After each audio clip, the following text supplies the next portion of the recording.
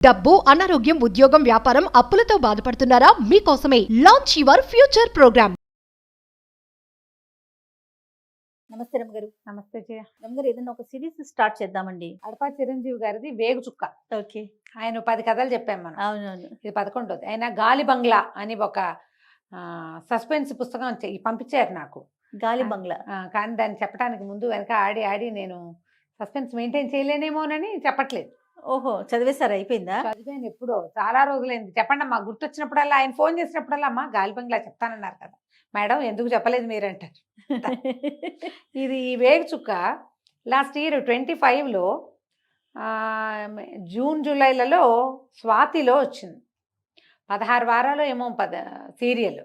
₹1,00,000 బహుమతి వచ్చిందట ఆ కథకి. అబ్బా. అది బుక్గా ప్రింట్ చేయాల, సీరియల్గా వచ్చింది. అది మీరు చెప్పండి అన్నారు. అయితే ఆయన ఈ స్వాతి పత్రిక గురించి 2 మాటలు, మంచి మాటలు చెప్పాలమ్మా మీరు అన్నారు. కరోనా టైంలో చాలా పత్రికలు మూసేశారు, అప్పుడు అసలు చేయలేకపోయారు కదా. స్వాతి మాత్రం మూతపడలేదట.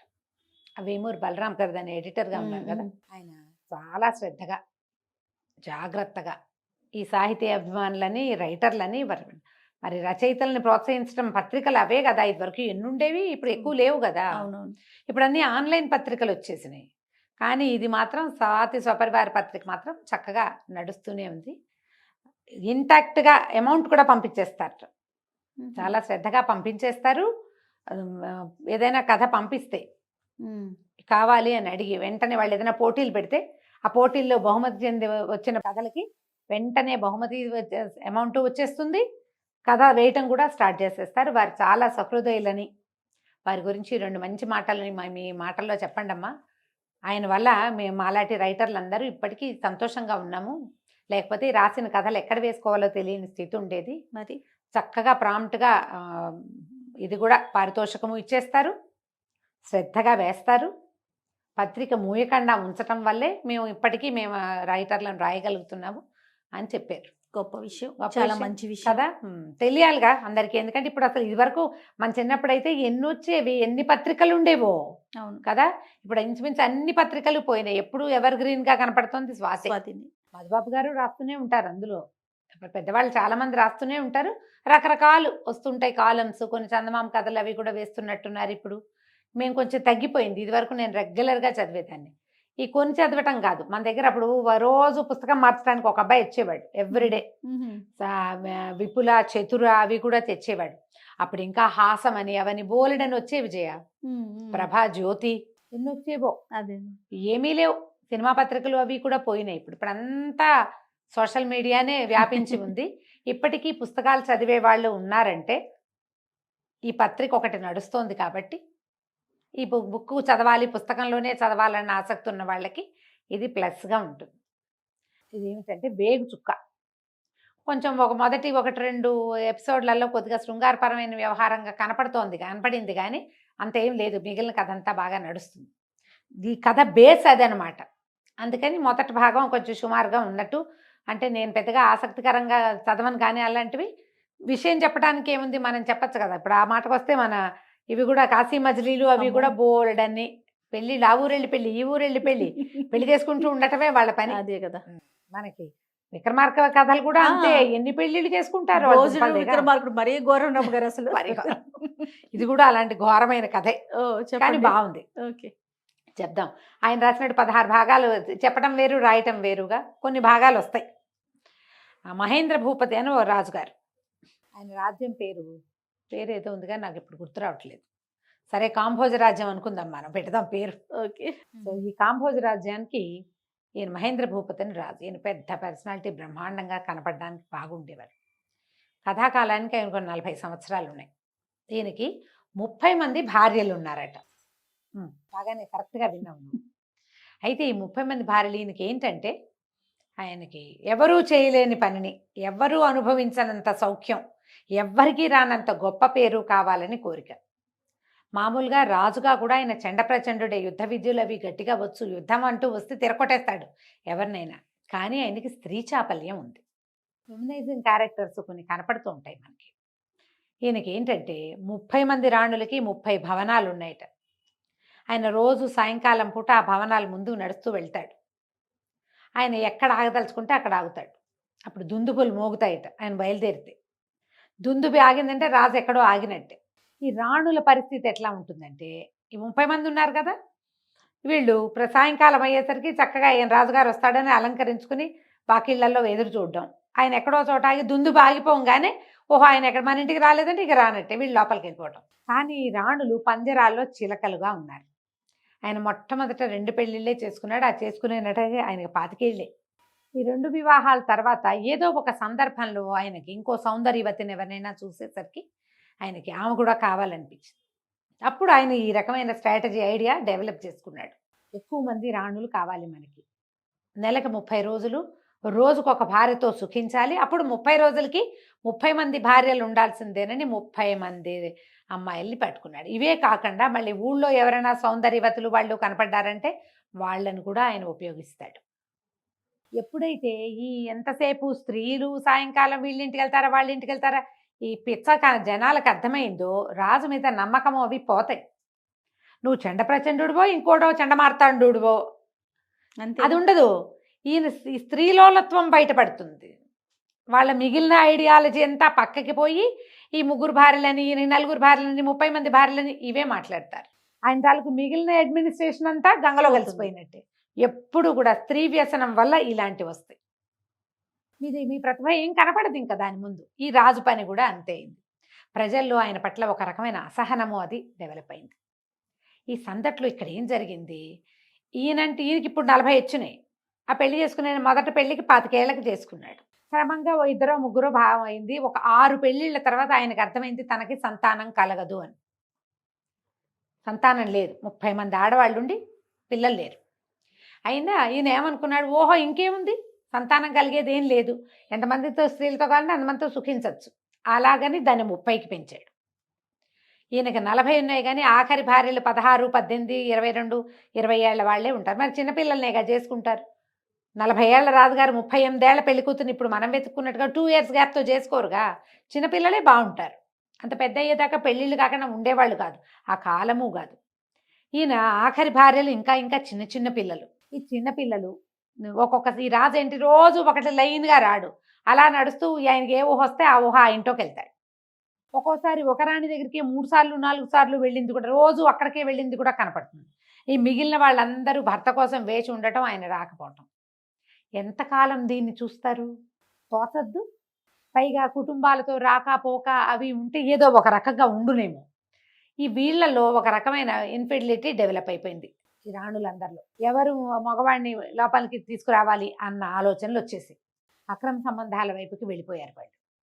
రోజు వెయిట్ చేయటం, రోజుల తరబడి భర్త రాకపోవటం. ఇలాంటి పరిస్థితి ఉన్నప్పుడు పాతివ్రత్యం కుదరదు, నడవక బయట నుంచి మగవాళ్ళు లోపలికి వస్తుండేవాళ్ళు. వాళ్ళని తేవడానికి వీళ్ళు ఎన్ని రకాల మార్గాలు అవలంబించేవాళ్ళు. ఈ రాజుగారు దుందుబి మోగింది, సాయంకాలం అయ్యింది, ఎవరింట్లోకి ఆయన వెళ్ళిపోయాడు. ఆయన కోసం వేచి ఉన్న రాణి ఎన్ని రోజుల నుంచో చూస్తోంది. ఆవిడకి పిసుకు పుట్టిపోయింది. ఈ చెలికత్తెకి చెప్పింది. అప్పుడెప్పుడో ఒకసారి ఒక కుర్రాడు ఇక్కడ పనిచేయడానికి వచ్చాడు కదా, వాడిని తీసుకురమ్మంటే చెలికత్తె చాలా తెలివిగా ఏం చేసింది, కోట దాటి అక్కడి నుంచి ఆ కుర్రాన్ని వెంబడి పెట్టుకొచ్చింది. అది ఎట్లా చేసింది, ఆ అబ్బాయికి ఆడవేషం వేసి తీసుకొచ్చింది. 30 మంది రాణులకి తలుపులు బయట అందరూ ముసలి వాళ్ళు, శతాధిక వృద్ధులు, పెద్ద వయసు ఉన్నవాళ్ళు, చిన్న వయసు ఉన్నవాళ్ళు కాదు, వాళ్ళకు ఉండే సైనికులు. ఆ తాళాలు వేయటాలు అవన్నీ 80 ఏళ్ళు 90 ఏళ్ళు 70 ఏళ్ళు బాగా వృద్ధాప్యంలో ఉన్నవాళ్ళు. వాళ్ళు మరి చిన్నపిల్లలు కదా రాణులు, కాబట్టి వీళ్ళు పెద్దవాళ్ళు. కోట గోడల బయట ఉండేవాళ్ళు చండప్రచండులుగా ఉంటారు. వాళ్ళకి లోపలికి వెళ్ళే అవకాశం లేదు. లోపలికి వెళ్ళే వాళ్ళంతా ముసలి వాళ్ళే. చెలికత్తెలు ఈ ముసలి పరిచారకుల మీదే నడిచేది కథ అంతా. ఈ అమ్మాయి ఏం చేసింది, చెలికత్తె బయటికి వెళ్ళి ఆ కుర్రాడికి ఆడవేషం వేసి లోపలికి తీసుకొస్తే ఈ కోట దగ్గర తలుపులు వేసేవాడు ఉంటాడు కదా, అతను అడిగాడు, ఎవరే ఈ అమ్మాయి అంటే, ఆ అమ్మగారు తీసుకురమ్మన్నారు, లావణ్యమ్మగారు పువ్వులు అల్లడానికి మనిషి కావాలన్నారు, ఆవిడకి పువ్వులు సరదా, మందిరం అంతా అలంకరిస్తారట సాయంత్రాలు, ఇలాంటి మాటలు చెప్పి కుర్రవాడిని లోపల తీసుకుపోయింది. వాడు ఆడవేషంలో ఉన్నాడు. వాడిని తీసుకెళ్ళి రాణిగారి విలాస మందిరంలో పెట్టి రాణికి చెప్పింది, నువ్వు హాయిగా సంతోషంగా గడపచ్చు, నీ విలాస మందిరంలో నీకోసం ఒక కుర్రాన్ని తీసుకొచ్చాను అని. ఈ అమ్మాయి లోపలికి వెళ్ళిపోయింది. ఎప్పుడైతే రాజుగారు ఇంకో భార్యతోటి ఉన్నాడో ఒక భార్యతోటి ఉంటే ఇంకొక భార్య ఎవరో కుర్రవాడితోటి వెనకాల మందిరాల్లో ఉన్నది. తెల్లవారుజాముకి ఇది బయటపడిపోయింది. బయటపడిపోతే రాణి ఆ బయట నుంచి ఆడవేషంలో వచ్చినటువంటి కుర్రవాడు వెంబడి బయటకు తీసుకొచ్చిన చెలికత్తె, ముగ్గురికి శిక్షలు పడ్డాయి. రాణిది అబ్బాయిది తలలు వేళ్లాడు కట్టారు కోటగోడకి, చెలికత్తెకి ఊరి శిక్షేశారు. మరి దానివల్ల కదా ఇది జరిగింది. ఇట్లా బయటపడుతూనే ఉన్నాయి. ముగ్గురు రాణులు మోక్షం పొందారు. అయినా కూడా ఊరుకోవాలని లేదు వీళ్ళకి, మిగిలిన వాళ్ళకి. కొన్ని రోజులు భయం, కొన్ని రోజులే భయం వేస్తుంది జయ. తర్వాత మళ్ళీ మామూలు అయిపోతుంది. తర్వాత శరీరం దాని పని చేస్తుంది కదా. ఉప్పు కారం తింటారు, చీము నెత్తురు కలిగి ఉంటారు, ఎప్పుడూ అవజ్ఞ అంటే అవతల వాళ్ళ నుంచి తిరస్కృతిని పొందుతూ ఉంటారు. మళ్ళీ పుడుతుంది అలాంటి బుద్ధి. ఇదే గోలగా ఉంటుంది. ఊరంతా చెప్పుకుంటారు, ఇలా జరిగిందిట, ఇట్లా అయిపోయిందిట. రాణిని ఆ కుర్రాడిని చంపేశారు, చెలికత్తెకి ఉరిశిక్షేశారు.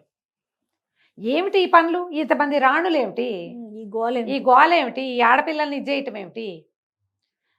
వాళ్ళెవరి ఇంటికో ఎవరు ఒక పెదరాయుడు గారి కుమార్తెను చూసి అమ్మాయి వాళ్ళు ఒప్పుకోకపోతే ఆ పిల్లని చంపించేసి భయపెట్టి నానా గందరగోళము చేసి పెళ్ళిళ్ళు చేసి అమ్మాయిని చెప్తే కానీ కుదరని స్థితి కల్పించి, పోనీ నువ్వు వాళ్ళతోటి ఉండగలవా అంటే మనిషివి కదా, నువ్వు మనిషివి కదా. ఒకడే మనిషి ఇంతమందికి ఎట్లా న్యాయం చేస్తాడు? ఇద్దరు లేదా ముగ్గురు. పైగా వాళ్ళకి ఏంటి, కుటుంబాలతోటి వెళ్తే ఇక్కడ జరిగే దుర్మార్గం అంతా అందరికీ తెలుస్తుందని కుటుంబాలతో కలవనివ్వకపోవటం. బందిఖాన అది జైలు. వీళ్ళకి అలంకరించుకోవడానికి, హాయిగా తినడానికి, తాగడానికి అంతే. వాళ్ళు ఉంటారు, చెలికత్తెలు ఉంటారు, వాకిట్లో ముసలాళ్ళు ఉంటారు. వస్తే రాజు వస్తాడు, రాకపోతే రానట్టే. బాగుంది. ఈ జీవితాలు ఎట్లా బాగుంటాయి? ఏ పంజరంలో ఉన్న చిలకైనా పారిపోవాలనిపిస్తుంది. మనుషులైనా అంతే కదా. ఈ ఊళ్ళో వాళ్ళంతా వింత వింతగా చెప్పుకుంటారు. ఏమిటి ఈ రాజు పద్ధతి ఏమిటి? ఎవడో ఒకడు రావాలి వీడికి బుద్ధి చెప్పేవాడు. ఏముంది, ఎవరో కుర్రాళ్ళు లోపలికి వెళ్తూనే ఉన్నారు, వాడు చచ్చిపోతున్నాడు, ఎవరి కోసం వెళ్ళాడో ఆవిడ చచ్చిపోతుంది, ఎవరిని తీసుకెళ్ళిందో దాన్ని చంపేస్తారు. ఇన్ని చావులు, ఎంతమందిని చంపుతాడు? అసలు ఈ పనే పొరపాటు. ఇదే తప్పు. పోనీ వంశాభివృద్ధి ఉందంటే అది ఎలాగూ సున్నా. ఈ రాజు ఉండకుండా పోవాలి. ఈ రాజుని ఎట్ట తప్పించుకుంటానరా దేవుడా అనుకునేవాళ్ళు ప్రజలు. ఇప్పుడు రాజుగారి దారిని ఆయన లోపల ఏం మలగుంతాలు పడతాడో ఎవ్వడికి తెలియదు. ప్రజలకు ఏం కావాలమ్మా? వేళకి తిండి తిప్పలు, రాజ్యంలో పంటలు పండటం, మంచి పరిపాలన, నీళ్లు సుపరిపాలన. అంటే నీళ్లు వ్యవస్థ అది బాగుండాలి. వ్యవస్థని మించి రాజుగారి తాలూకు దుర్వ్యసనమే బయటపడుతోంది. వ్యవస్థ ఉన్నా రాజుగారి దుర్వ్యవసాయం ప్రజలకి నచ్చదు, కంటగింపుగా ఉంటుంది. వ్యవస్థ ఏదో నడుస్తోంది, వ్యవస్థ కంటే ఎక్కువగా ఈ దురవస్థే నడుస్తోంది. పాపం విసిగిపోయి ఉంటున్నారు వాళ్ళు. ఎప్పుడో ఒకప్పుడు ఎవడో రావాలి, వచ్చి ఈ రాజు పీచమణిచి ఈ రాజును దింపేసేయాలి ముందు. అసలు ఈ ఆడవాళ్ళ వ్యవహారం ఇంత ఉండకూడదు. ఈ గోళలు నడుస్తూ ఉండేవి. అయితే ఈ రాణుల్లో మాళవిక అని ఒక ఆవిడ. ఆ మాళవిక ఒక 16-17 సంవత్సరాల చిన్నది. ఈ అమ్మాయి ఒక వ్యాపారస్తుడి కుమార్తె. దీనికి ఇంకొక వజ్రాల వ్యాపారస్తుడి కుమారుడితోటి వివాహం కుదిర్చారు. వివాహం కుదిర్చాక వివాహం అన్ని వ్యవస్థ అయ్యాక అన్ని ఏర్పాట్లు అయిన తర్వాత రాజుగారు ఈ పిల్లని చూశాడు. చూసి మీ పిల్లని మాకు ఇవ్వమంటే ఈయన సంగతి తెలుసుగా, ఆయన ఒప్పుకోకపోతే సైనికులు వెళ్ళి బెదిరించి మీరు చచ్చినట్టు పెళ్లి చేయవలసిన స్థితి కల్పించి మాళవికను తెచ్చాడు. ఈ పిల్ల ముందు నుంచి ఆ ఇంట్లో అందరితో బాగా ఉండేది, దిక్కు దివాణం లేకుండా ఉంది. ఒక స్నేహితురాలు ఉంది, ఒక చెలికత్తె, మాలతి పేరు బహుశా. వీళ్ళు ఇద్దరు బాగా స్నేహంగా ఉండేవాళ్ళు. అమ్మ నాన్నని చూడాలందని ఏడుస్తూ ఉండేది. అయితే ఈ అమ్మాయి ఏమంది, మాలతి అయితే ఒక ఉత్తరం రాయి జాగ్రత్తగా, ప్లాన్డ్గా నేను మీ ఊరు తీసుకెళ్తా. సరే బాగా ఆలోచించి దేంట్లో రాయాలి, ఉత్తరం ఎలా రాయాలి, పైగా ఏదైనా ఉత్తరాలు అవి బయటపడినా చంపేస్తాడు రాజు. అదే కదా, రాజు ఊరుకోడు. సరే ఒక ఉత్తరం రాసి ఆ ఉత్తరాన్ని సన్నగా చుట్టి ఈ మాలతి జడలో పెట్టి అల్లింది. జడ ఊడదీస్తే కానీ ఉత్తరం కనపడదనమాట. ఆ ఉత్తరం పుచ్చుకుని మాలతి వెళ్ళింది. ఈ లోపల రాజుగారు మంత్రి గారు మాటలకి కూర్చున్నారు. ఏం మాట్లాడారు ఈ సందర్భాన్ని మనం వచ్చే భాగంలో చెప్పుకుందాం. తప్పకుండా. నమస్తే. నమస్తే జయ.